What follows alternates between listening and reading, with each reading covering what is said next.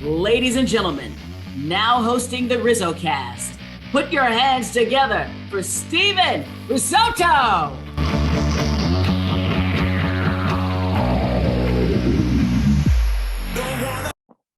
What is happening, everybody, and welcome. This is episode number 108 of RizzoCast. I'm Steven Risotto, and today we're joined by a very special guest, former left-handed pitcher in the Pittsburgh Pirates organization from 2012 to 2015. And also later on, this guy was my high school pitching coach for 2 years there at Reardon. It is Mr. Tom Harlan. Tall T, what's going on? How you doing? Nothing much. Thanks for having me on. Long time coming. Long time coming. Hard to schedule, but I'm happy to get on here. Yeah, I've been trying to get you on since I started this thing, and we're finally going. So yeah, it's been a long run. Yeah, and I heard we're here. Let's do this. I'm excited. Yeah, you're moving, and you got a family now. How's everything going with the family? Everything's good. Baby's good. She's actually asleep right now. Hopefully we'll stay asleep much longer, but she's asleep, living in boxes right now, about to move, but exciting stuff. Everybody's good. Yeah, exciting times. And I know I wanted to have you on because I know you're just a wealth of baseball knowledge. So I figured that it would be a fun conversation. First things first, kind of just to get everybody accumulated with who you are. How did you kind of grow up playing baseball? When did you realize that it was something that you kind of had a passion for and something you wanted to do? When I was, I guess when I was little, it was always something that I looked forward to, My dad pushed me into it as well. I didn't push me, but he saw that I was good, and never complained about having to go to practice or anything when I was little. Little kids will do that sometimes. My dad said I never complained. I guess that was it. Just loved it. Good friends too. Still friends that I'm still hang out with regularly, played baseball with, and kind of just a baseball guy through and through. And you're like 6'6", right? Do I have that right? Yeah. So was basketball like ever something that you thought you would do? I liked playing basketball, but I knew I didn't have the skill set for it. When you're not that great. I was good, but I wasn't D1 good or anything. So I knew where my path was for sure. But I played at Reardon. I have some high school basketball under my belt. Yeah, you stayed in your lane. So baseball was yeah, exactly. Didn't want to get too far into basketball. No, I knew my talents. Let's put it that way. I knew where my strengths were. Yeah, exactly. And one thing that you would always talk to us about is that you were a pretty good two-way player too in high school. So why wasn't that something that you pursued in college, or were you able to? Was that opportunity ever available? No, I brought it up when USF offered me both ways, but I knew I wanted to get out of here. But when I talked to Bates, the Fresno State head coach, he's like, no, we don't do that here. And it really didn't. We want you to pitch. And he kind of broke it down to where you're going to have to make that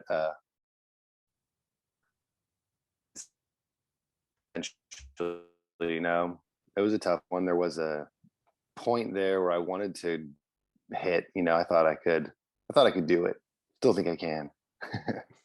But it was kind of just, it was a matter of time. It was tough transition. Do you think that more guys feel like they are able to do that now because of maybe what Shohei Ohtani's doing? And he's in Anaheim right now, just kind of changing the landscape, and more guys are coming up through the minor league system as two-way players. Do you think, maybe colleges are a little bit more looser with having guys go both ways? There are some schools that definitely do. Like Buster Posey was a closer at Florida State, I believe. I even think Matt Wieters, remember him? Yeah. The catcher, I think he closed at Georgia Tech. I think it's always been there. I just think in professional baseball, it's a hard thing to manage, like you see with Shohei. It's a tough kind of thing to do. And you think about all the reps you're missing, to do it both is pretty impressive.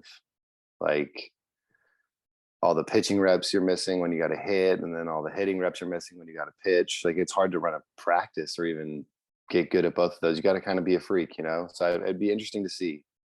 Are there a lot going on right now besides Shohei? Yeah, in the minor leagues, there's a few guys that I don't think it's like the vast majority of them, but I think that there's just a handful of guys that are still doing it, or I guess still able to do it because they were drafted with the knowledge that they could do both. Like I know Hunter Green was a shortstop in high school, and now he's kind of picked one. He's picked pitching. Brendan McKay was the other one. I think he's picked pitching too with the Rays. There's a few guys that I think could definitely pull it off, but as you mentioned, I think it's going to be really tough to manage the workload. That's kind of something I wish. Again, like hindsight's always 2020, but they always say you can always pitch. Like try to hit first, and then okay, you can pitch after that. So that's maybe something I wish I tried, but who knows? I can't really complain at what happened with my career. So Yeah, no, I mean, because you see all these guys once they like Rick Ankiel kind of did it the other way around, where he was a pitcher, then he had the yips, then he became a position player. I feel like that's a lot harder and more impressive. Tim Wakefield too, wasn't he a like an outfielder or something? Yeah. And then he threw a knuckleball, and they're like, okay, we'll give this a shot. Let's give this a shot. Yeah. Pitch 20 years in the big leagues. Yeah, that's a pretty good mentality. I wouldn't mind seeing it. I hate, I hate the fact they don't let the pitchers hit anymore. I think that really ruins baseball, especially like what's the point of even having a manager at that point? What changes are they even making? Yeah, they could literally be in the press box and do it. I'll do it. Yeah, like you literally could just go be be a football offensive coordinator. Okay, this guy's pitching now. Like, what are they even there for? I don't get it. Just smile. Yeah. Do you think managing is like kind of moved to more of like a leadership type thing instead of like, yeah, obviously you need to know baseball, but I think everybody that's associated with the baseball team knows baseball, right? So it's more of like I feel like it's more of like a motivational and like who communicates better instead of, necessarily the strategy arsenal. Yeah, I would. I mean, the strategy portion, essentially, besides writing the lineup every day, is not completely gone, but it's disappearing for sure. Like you're down 3 in the 5th. Your starter's coming up, and do you pinch hit for him? You got runners on second and third. It's a whole different game now that you just you don't have to worry about. Exactly. A lot of in and outs of it all. So it's funny because it used to be different because now you're seeing like, say for example, Gabe Kapler's an outfielder, and really the only like hardcore decisions that we've had to see him make is with the pitching staff. So it's like, wow, this is like not really his element. If you're an outfielder that is focusing on pitching during your playing career, then your mind's probably not in the right space. So how is he doing it now? So I don't know. I always thought that was interesting. Maybe more pitchers need to be managers. I don't know. Yeah, I mean, I always feel like the best managers are like catchers. Catchers, because they just see the game in a different way. Pitchers, I don't know. It's all those I feel like the best managers are always those players who kind of were backups. They never were superstars. They had to learn the game and watched a lot. Like Tom Prince, who was a coach with the Pirates, he was like a backup catcher for 20 years in the bigs, and that guy knew so much. He would call things before it even happened. It was nuts. Like sitting next to him in the dugout, he would just see things. You're like, what the heck? Yeah. Because I guess the really good players, I feel like, they might not be able to break it down to a level to where, hey, why aren't you doing this? It's easy.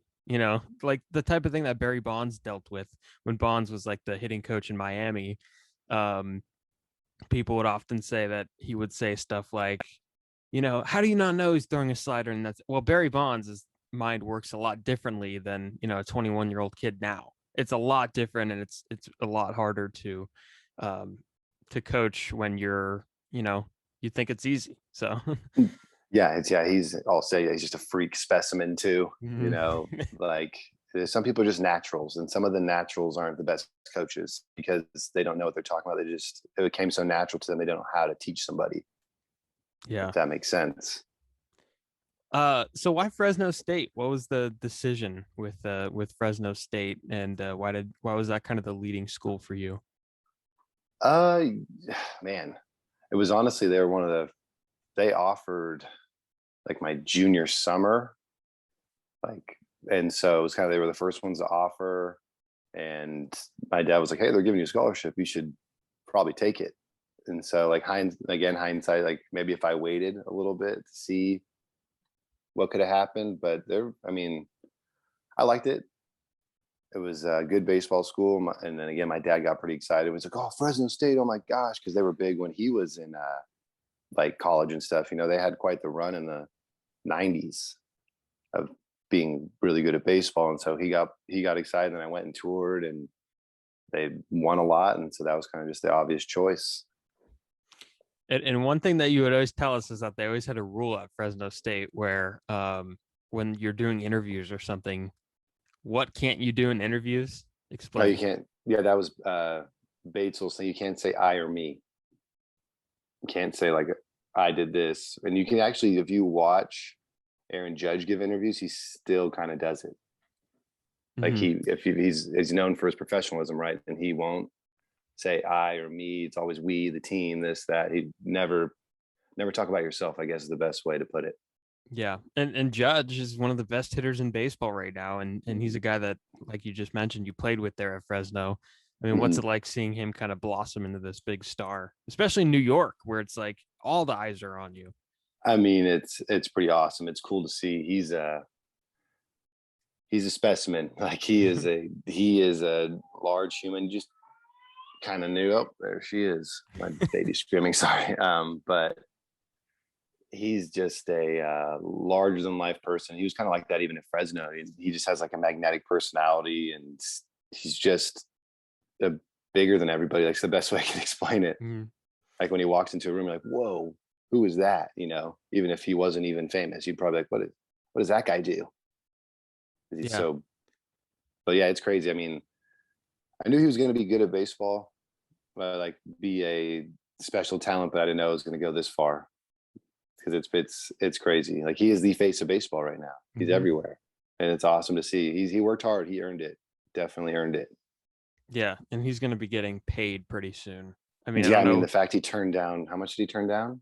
He turned down, a lot from. Well, I don't know if he's.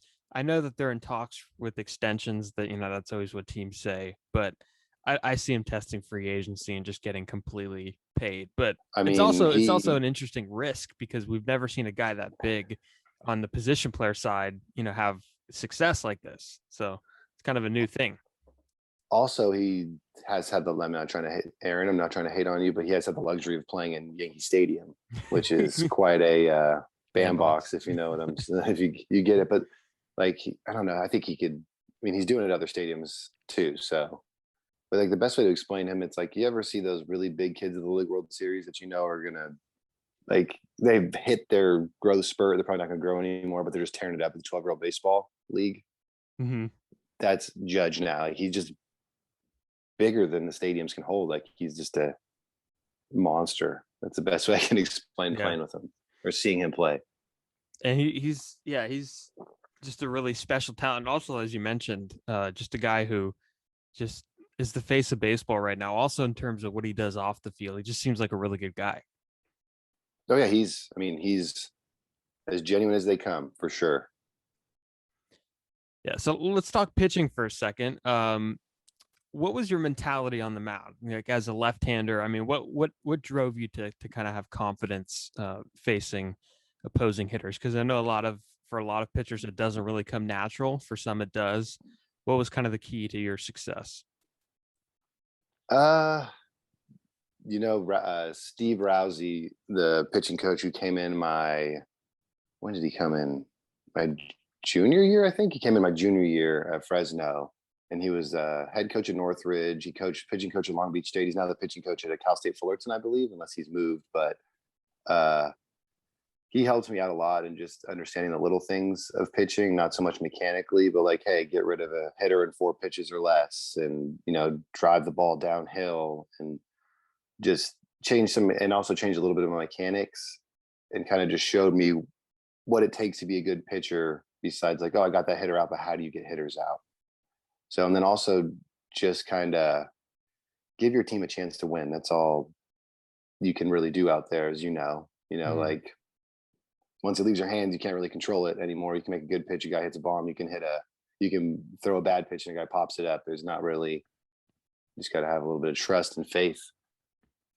And then once I had learned a really good changeup, that really took me to the next level. Yeah. Changeups are next level. And you're a guy that needed a changeup, because I know there's not a lot of crafty left-handers in the game anymore, and you had to kind of find a different way to get hitters out. There's not a lot of crafty people anymore.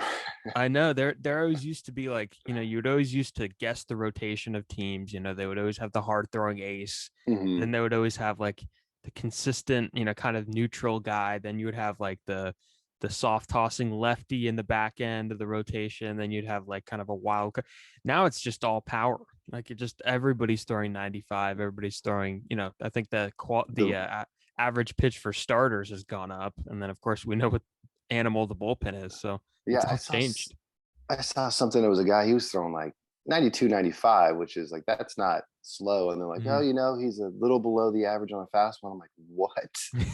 How is 92, 95 below average on a fastball? Like that's insane to what these like analytics and biomechanical people are doing. It's insane how they're getting people to throw so hard. But I wonder how like longevity we'll see if they're going to last, because that's thanks a lot 2014 Royals. They killed a lot of people's career. Yeah, exactly. That was the first team that I remember that had like the really disgusting bullpen. Like they just had like they had a 6th inning guy, they had a 7th inning guy, they had an 8th inning guy, they had a 9th inning guy, and they just stuck with it. They started that just, hey, starters, get us 5. Get us 5. So I think that one of the things that has changed a little bit too is as you just mentioned, starters, go 5. That's kind of the mentality now. But it's not just like go 5, it's max out for 5. And that's one thing that I've noticed. It's like, these guys are just, even the relievers, max out for 1 inning, max out for 5 for the starters. And that's what they're doing. And now you see like 80, 90 pitches through 4 1/3. And it's like, wow, this is crazy. So it's a different game. It also tends to how they want to speed the game up. Like you're not going to speed the game up when everybody's, trying to throw as hard as they can for 3 innings or 4 innings at most.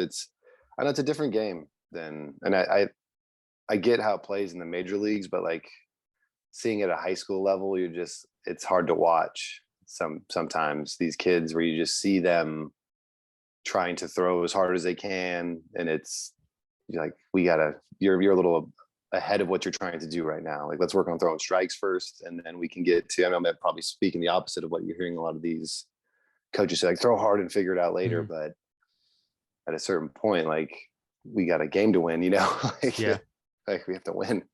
You got to throw some strikes here. Yeah. I think the craziest thing I see is like the Major League Baseball stem falling down on the high school level. Yeah, because guys are looking up to the big league level, and they're watching the games. Sometimes I feel like they're not watching the games. That's the problem. Like I remember I would always show up to practice, and I've said this before, and like there'd only be like a few people that would know what's going on. So I feel like MLB needs to work on getting some of the younger fans involved, because like they just watch the highlights. They watch like this Instagram clip of a guy hitting home run and pimping it, and that's all they see. They don't see all the little things. Like honestly, I'd tell any upcoming high school player to watch college baseball. That's where you need to watch, my personal opinion, because I'm not saying Major League Baseball isn't real baseball, but you're seeing the best. The best is a reason why they don't bunt and do all the little stuff, because they'll make those plays. They don't steal all the time because the catchers have absolute cannons. But at college, you see like the game played at a very high level, but it's still played because it's still played the right way, I guess, or not so much like analytical, like hit bombs and throw hard. Like you still have teams that do that, but you're seeing teams make it work with, I don't have I love watching the regionals. Like, did you watch any of the regionals? At times I saw the big Stanford game the other night. I love watching the teams. Like I'll just use like the Campbell Camels, like teams who you've probably never heard of, and then the regionals, and they're competing, and you just see teams making it work with not it's like Tennessee has every single top national recruit ever on their team. And then you see teams winning with like, we have a couple guys here and there, and we have some scrappy guys. If that makes any sense, it's fun to watch teams like that win and play. Yeah. And college is kind of a blend of like, it's kind of a blend of like the old school, like there's still the excitement that the kids like, and the flashiness, right, that the kids like. I mean, I helped my uncle with throw batting practice to I think they're like 13, 15-year-olds. Mhm. And I wanted to test something. I was like, who's your favorite player? And they were like, oh, Ronald Acuna Jr., he's got the flair, Juan Soto. And then there's just a lot of kids that said, I don't know, or I don't have one. And I was like, okay, that's just a way to, say that you don't really watch baseball. But no, Yeah. college baseball, even the junior college, like the way that they work on things to the core and they really take fundamentals super serious. It's kind of cool to watch. But yeah, no, exactly. I think that kids, like they get their highlights in 30-second blasts now on Instagram. Yep. And they watch guys hit home runs, bat flip, but God help them when there's a ground ball to them with, runners at the corners and one out, and they don't know what they're doing with the baseball. Yeah, I mean, you're also seeing more, what is it, like cage babies, I call them. Mm-hmm. Like kids who just grow up in the batting cages, and I feel like they don't play as much. They can't do a relay. Yeah, like just the little things. They don't play as much. They go hit in the cage and take ground balls on turf, and they're like, okay, I practiced, but they don't play. I don't know. Like this tournament baseball's kind of got kids a little screwed up. Just my personal opinion. Yeah. Do you like the showcases? Are you a big advocate for showcases? Maybe certain ones, if I remember right. I think if you're a high school kid, you should do one, but make it like a vacation out of it. Like don't just go like, oh, I'm gonna go to the showcase and gonna ball out and everyone's gonna see me. Like if you're gonna do one, go to like San Diego or go somewhere cool and plan a trip around it. That's the best way I could explain. Like go do it because it is fun, it's cool, it's an experience, but make sure you have a vacation. Yeah. And I make a trip out of it. I talked to Coach Jeff about this, and I was saying, yeah, they just only play baseball now. Like, baseball's the kind of a year-round sport for a lot of kids, and there's tournament teams and there's travel ball teams, and it's during the summer, and then when summer ends, you get like a week off, then it's back to conditioning for like your school season or whatever. So it's different. Yeah, it's much different than I didn't even play that long ago, but it's like winter didn't exist. There was no teams playing in the winter. Like there was no winter ball travel tournaments. Like after Thanksgiving, I think that was about it. Even Thanksgiving was a stretch. Yeah. I think I went to one Thanksgiving tournament in Sacramento and it was like 30 degrees and it's like, I'm not doing this again. It's pointless. What am I doing? Yeah. My favorite travel ball anecdote is that you go like 3 hours north or something just to play a team that's like right next to you, like the city next to you. Oh yeah, I know. That's kind of the crime of what's going on again. Just to touch on the travel ball thing, like especially in the northern peninsula, you see like Burlingame, speaking just in our areas, but like Burlingame, down southern peninsula, they have pretty good little leagues and stuff, but it's getting ravished up here with travel ball. I feel like I know like San Bruno, Pacifica, all these cities had to join forces just to field a league, which is like it's a crime. Yeah, it's horrible. Because you think about all these kids, like we talked about, all these kids will go join different travel teams and then go travel to Twin Creeks to play each other, when if they just played for their cities, they'd all play each other right 10 minutes away from each other. I don't know. I remember when we did the tornadoes, we went to like Ripon or whatever, and we were obviously the San Francisco Tornadoes, and we played like the Belmont or something. I think we played, and it's like, God, we could have done this down there. Yeah, yeah, exactly. I don't know. It's like seeing Joe DiMaggio crumble and just all these city leagues kind of falling apart, and it's partly because of COVID, so that didn't help anything.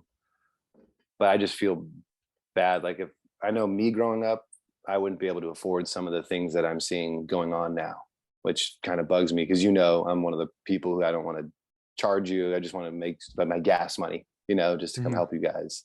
That's kind of where I'm at. I think if everybody played for their cities, which can't be more than a couple $100, you can get the same bang for your buck, in my opinion. That's just me, not to hate. I think some travel teams do it right and do a good job, but I think you got to give back to your city and your community. Yeah. Speaking of gas money, let's talk about the economy. No, just kidding. Yeah. Where do you want to start? one thing that we kind of touched on training a little bit. How is baseball training, Dick? Because I know you spent a lot of time. You had your role as like strength and conditioning. You're in the gym, in the weight room a lot with guys. How is baseball training different from maybe basketball or football? Oh man, that's a good one. Good question, Riz. I would say like the reason why I got into you can ask anybody. I used to never be like, screw weightlifting. I don't want to run all this stuff. And then once I found like, okay, I'm going to try to weightlift and run. And it like velo jumped, just got stronger. And I was like, wow, there's like, eating right. It's processes to everything. So it was instrumental in my career. But I would say for baseball training, the biggest thing is for high school kids is just get stronger. Like you don't need all the bells and whistles. Like honestly, squat, deadlifts, or trap bar deadlifts, a little bit of upper body here and there, but just work on your core movements are huge. And then you can get into more specialized stuff once you have those down. But yeah, and just rotational power, a lot of rotational power. Like you see the medicine balls really kicking up now, which is cool. The plyo balls are cool. I'm a big believer in those for, I would say, off-season training. I think when I see the kids doing them before games, I'm like, I don't know if that's the best thing for you. That's just the drive line balls where like you're turning your like the. Yeah, I think they're good, but I think I see a lot of kids do them, but they just have terrible technique. Like there's no thought process involved with it. They're just like, all right, this is what I see the big leaguers do, so I'm going to do this, and there's no like thought process in how I'm doing this, how my form is. I'm just grabbing the thing and flinging it, and then because we had a lot of arm injuries, not us, but in our league, there were a lot of arm injuries this year. And I don't know if that has something to do with it or what, but yeah, a lot of arm. You guys got to get yourselves a pair of J bands. Like, I mean, I think the J bands are the way to go. Those are tried and true. I'm a big believer in those. I mean, if you've ever hurt yourself, those are what you do, rehab exercises. Yeah, I still have the photo. I still have the photo of your little red binder of all the J band. Heck yeah, all the J band workouts. Heck yeah, they're tedious and boring, but they help. Like again, you can teach a kid it, but if they're not going to do it religiously or actually buy into it and do it with thought process, there's no point. It's like long toss. If you're not going to do it religiously or like believe in it, it's not going to work. It's like anything, you have to embrace the boredom of it sometimes if you want to get better. It can't always be flashy and exciting, unfortunately. Yeah, exactly. And speaking of training, I mean, you were a former employee at 24 Hour Fitness. Do I have that right? Oh yeah. Well, I did that that was how to make ends meet. It's kind of what you got to do at the minor league level though, right? Yeah. I mean, that actually fueled me when I was playing minors. Cause I don't know a lot of people that were getting up at 4:30 in the morning, training someone at 5 a.m. I would train clients. I'd start at 5, train till about 9 or 10 in the morning, depending on the day. I go to my mom's apartment, nap till noon, and then go train more clients till about 2 or 3. And then I'd work out. And then in the wintertime, I'd go to the Christmas tree farm and work selling Christmas trees till about 10 p.m. to try to make ends meet. I mean, to fund the dream. Yeah, that's great. And I guess everybody kind of has their ideas of what the minor leagues really are. And like we picture like obviously the bus rides and there's guys that I've talked to that flat out hate it, and there's guys that I've talked to that didn't really spend much time there, and then some people that have spent a lot of time there. Did you feel like when you were in the minor leagues, did you feel like you were living the dream, or was it just kind of not? I mean, was it just miserable? I wouldn't say it was like 100% miserable. Like it was fun. Again, I made the best out of every place I went to. Like I went to go see places. I went out on the town, like I wasn't one of those people who stayed in. I'm going to go do this. Like I was going to go have fun and live it up at I'm like, when am I going to go to Charleston, South Carolina again? I don't know. I'm just going to go hit the town. So it was fun, but as far as like making a living, it's not realistic unless you have a big signing bonus. Like if you're planning on making a life in the minor league, you could do it, but it's going to be tough if you don't have some type of financial backing. Let's put it like I didn't have mom and dad paying for me. So it was just like kind of a reality that if I lose money every time I go. I'm going to have to make a change here, do something. But I had a lot of fun. Like there are some crappy times, but it's also some good times too. It's a lifestyle. It's the best way I can describe it. Yeah. And there's a lifestyle. There's definitely like some advocacy towards, and I've talked to people about it on the podcast before, but there's advocacy right now about, trying to make or create livable wages in the minor leagues. And I think that would be, I would just pay them year round. Yeah. Because even when like, that's the only, I'm not trying to say they need to be making millions of dollars, but at least enough to like, is it too much to a minor leaguer to make 50 grand a year? Like, is that, these teams are making millions of dollars, and like it would have, because even in the off season, you're still working. Like if you think on the off season, minor leaguers are just sitting on their butts or going to Mexico and partying. Like they're not. Like you have to continue working. You get a couple weeks off, and then it's right back to the gym and throwing, and like it's you're not just done. So just pay them year round. That would be the easiest thing, I guess, to help. And it would literally cost, if you think about it, like if it would literally cost them just like a few $1 million each year to pay like everybody in their system a livable. And if I were to like, and that's how much you pay, like, for example, a backup catcher or something like $3 million or whatnot. So if you were to tell me that you could, get all your minor league players in your organization a livable wage for the cost of like a backup catcher, I would do it, because that's hundreds of players that you have in the system, So I mean, I think it would be worth. Aren't they actually cutting the players in the system too? Because they've cut like a bunch of the minor league teams, right? Yeah, they've shrunken it. That's good, because they hung on to, like I was one of them, where they just hang on to people. They don't know, like they might seem in the big leagues like those 4A players that are up and down all the time. Like, at the same, there's a lot of players that they just keep just to fill rosters, and I don't know if some of those players realize it or not. Yeah.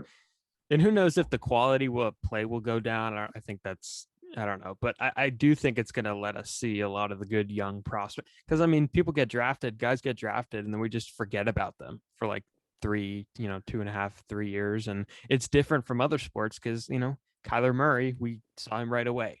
Basketball, we see these guys right away. Warriors have a few 19, 20-year-olds on their team right now. So baseball, you gotta you see them on draft day, get the phone call on the couch and be interviewed on TV, and it's like, wow, where did that guy go? So I'm not a front office person. I never made it to the big leagues, so I can't speak. But I was like, I don't want him to have failure in the big leagues. It's like, well, that's like, wouldn't you rather have him have failure up there than fail in the minor leagues or rot away in the minors? Because like when you get promoted to new levels, you're like, oh, all right, I'm like on my way. But when you get stuck and you go to the same place like 2 years in a row, you're like, what's going on here? Like, I'm doing okay. Is there a log jam, and that's why they tell you don't play GM because you'll never figure it out. But I mean, I would be all for it. Like, in my opinion, like when I was playing with Tyler, there's no reason he should have been in the minors for as long as he should have. It was like this kid's just shoving it down people's throats. Like, get him up there. What are you waiting for? I mean, again, I don't know the ins and outs of it all, but and the options and everything and paying, that's usually what it comes down to. But there are a few years I think it would have helped out. There's a few years there where the Pirates were, good, 2013, 14, but then, after that, you really didn't have anything to lose, right? So but because they want to be good for business, not for baseball.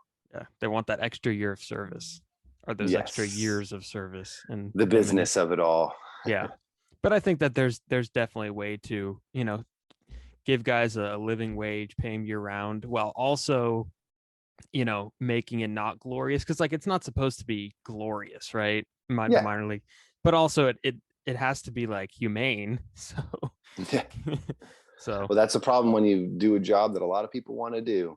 You don't need to make it nice or livable, because guess what? Someone in line ready to take your spot if you don't want to do it anymore. Yeah, nothing's handed. And you always talked about you're the king. You always said that you're the king of giving up home runs to guys that never hit them.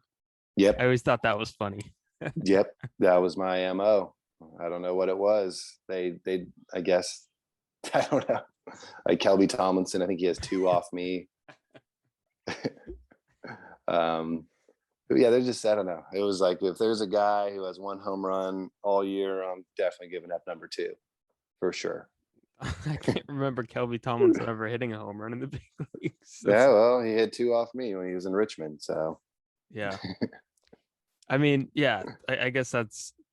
I mean, Kelby was a guy who was like really fast slap hitter type. So, and I want to go back to Glasnow here. You briefly mentioned Glasnow, who you're pretty good friends with, and you played with him. I asked you about Judge. Now I'll ask you about Glasnow.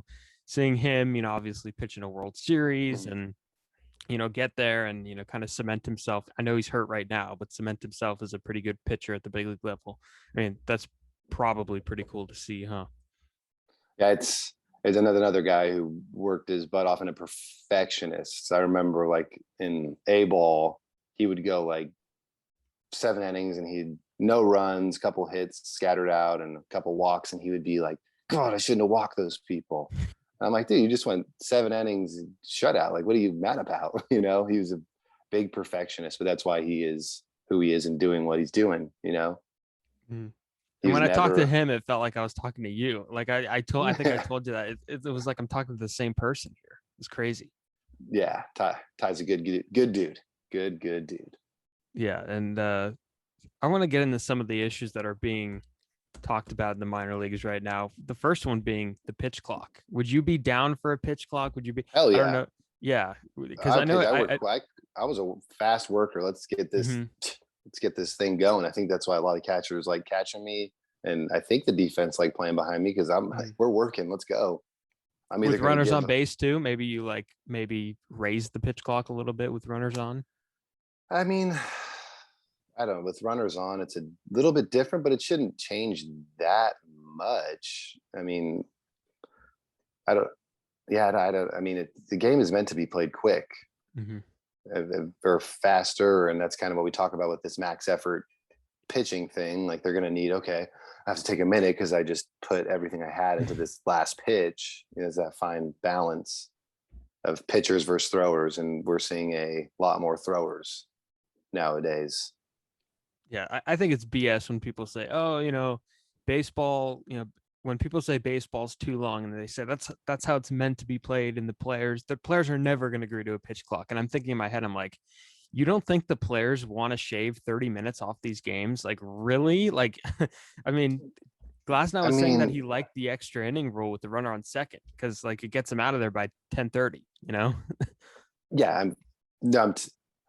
I mean, another way you could speed the games up is, I know this is like kind of count, is you got to scoot the fans back.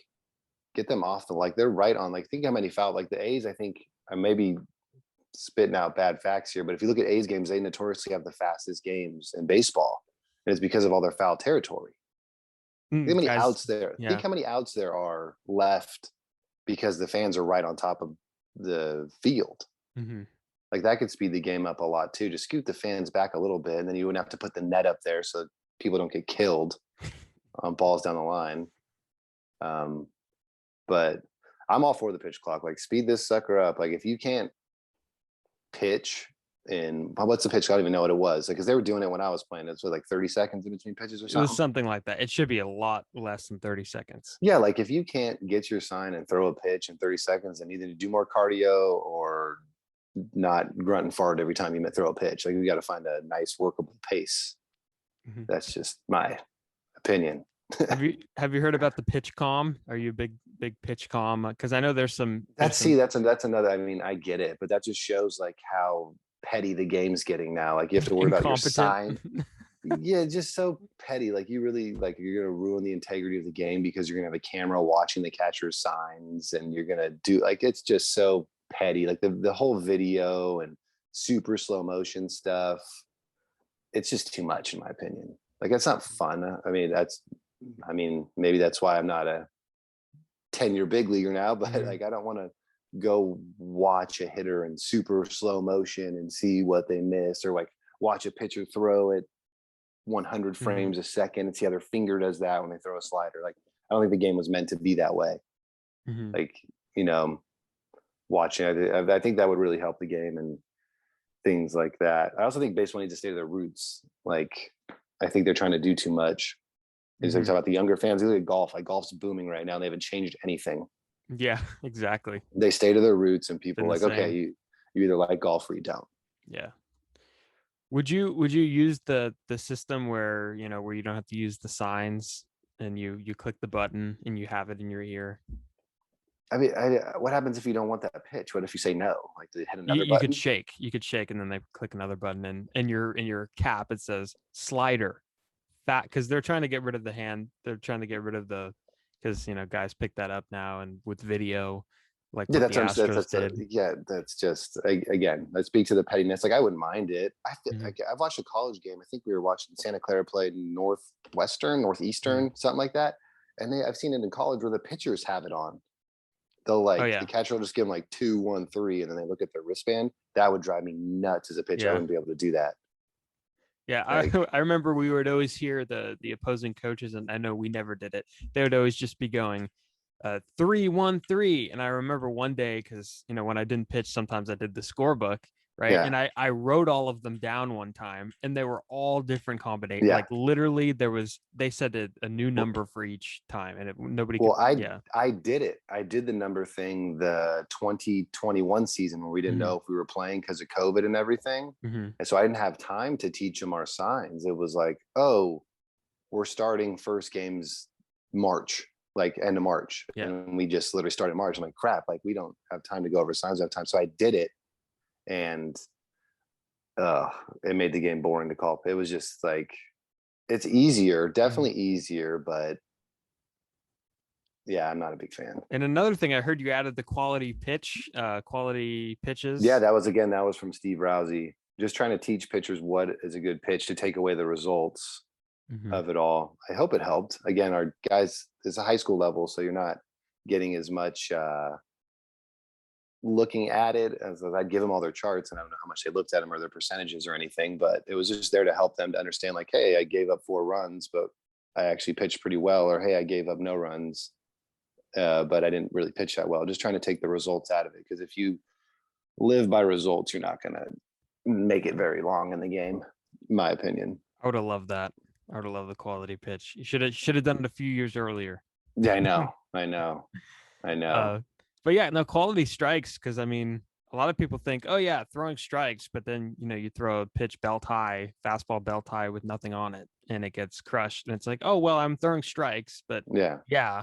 you want that's not the there's different kinds of strikes that you want to Yeah, that's like that's the biggest adjustment, at least in high school, from like freshman and JV to varsity. It's like, Mhm. okay, we throw strikes, but now we need to learn what is an actual good strike. Because when you get to the varsity level, like, you learn real fast that those strikes they used to throw don't cut it No. anymore, Yeah, you got to hit the knees. especially in the WCL. Yeah. Mhm. What about robot umpires? Are you a big robot umpires guy, or do you kind of like the That's human gonna element? Human element's what it's about. I mean, like, Mhm. if you think, imagine, I'll just put you like this: imagine a hitter who knows a strike zone completely. Imagine that, because you Yeah. think about it, you have a big league hitter who all of off season can set this robot zone up, and then just have pitches thrown like this far off and just sit there and track for an hour. And then I'll do it on the inside, and I'll do it up, and I'll do it down. I think you're going to see the offense go through the roof, Mhm. personally. Yeah, and I think the umpires, because the umpires, they make the report cards public sometimes, or Yeah. not the official ones, but there's like first of all, I think the box on TV is a total scam. That's not actually, nobody should. Yeah. I mean, if we're getting upset at a ball like a few like centimeters not in the box, then like that's a big problem, because people need to relax. But I do think that the umpires probably will do a better job than the technology, because they're at like 98% with some of these games, and 96%. And with hitters, like, how are you going to adjust the box? Some guys have different stances. They're taller. They're Yeah, I didn't even think about that. Yeah, how are you going to do that to where, I mean, like, different size arms. I mean, the strike zone's yeah, different for everybody. It's not just yeah, one. Like, how is Aaron Judge's strike zone the same as Altuve's? And Judge, I've seen Judge get called on pitches that were at his shoelaces.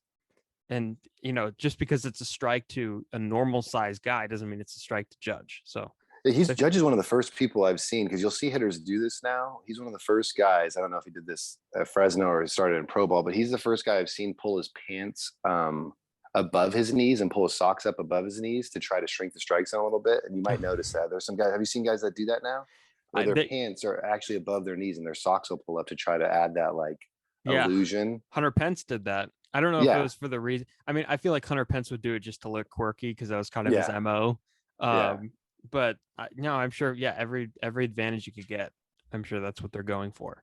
So, I'm waiting for the day where, because I follow this. There's an Instagram account where they actually show every umpire's numbers and stuff. I forget what it was. I stumble upon it every now and then on my Explore thing, and I'll give them their grade and what. Yeah, it's pretty interesting to see. But I'm waiting for the day where an umpire, when they challenge it, they're oh, challenge. I'm waiting for an umpire. If I was an umpire, I'd get pissed off if he challenged everything I was doing. Right? Wouldn't you get mad? It would be an ego thing. Yeah. I wouldn't. I'm waiting for an umpire to be told you I was right. When is someone going to do that? That'd be awesome to see. An umpire just kind of flex on somebody. Told you. Well, there's one playoff. Yeah. There's one playoff game where Angel Hernandez had 3 of his calls challenged and they were all overturned. So one thing that I would do to fix replay, because sometimes you see, there's not enough evidence to overturn. And then you stick with the original call. What they should do is they should have the person in New York not know the call and just make a decision, based on the so the umpire. So say if there's a close play at first base and the umpire on the field says safe, and then they go to replay, the umpire in the replay room should not know that he called him safe, and he should make the decisions himself. That way there's no, need to, because these umpires look out for each other. I mean, there's a brotherhood among them, and they don't want to make each other look bad. So if it's a close play, I mean, I'm willing to bet that 9 times out of 10, they're willing to give their guy the benefit of the doubt and say, you know what, it's too close. Let's just stick with what he said. So I also hate on replay because they started doing that when I was in the fall league in 2014. That was where they piloted it. It really slows the game down. First off, it slows the game down a ton. And then also when they slide and they pop off the bag an inch, but they completely beat it. I'm like, that's not the point of the game. That's not the, he popped up for a second. He's out. Come on. That's a common set. That's just when, I'm sure you've seen the videos on Instagram where a guy slips on the mound and throws a ground ball to home plate, and then the hitter takes a funny practice swing and they call a strike on him. That's just a common sense thing. You're really gonna call a strike on that? First of all, it shouldn't even count as a pitch. So that's horrible. That's really bad.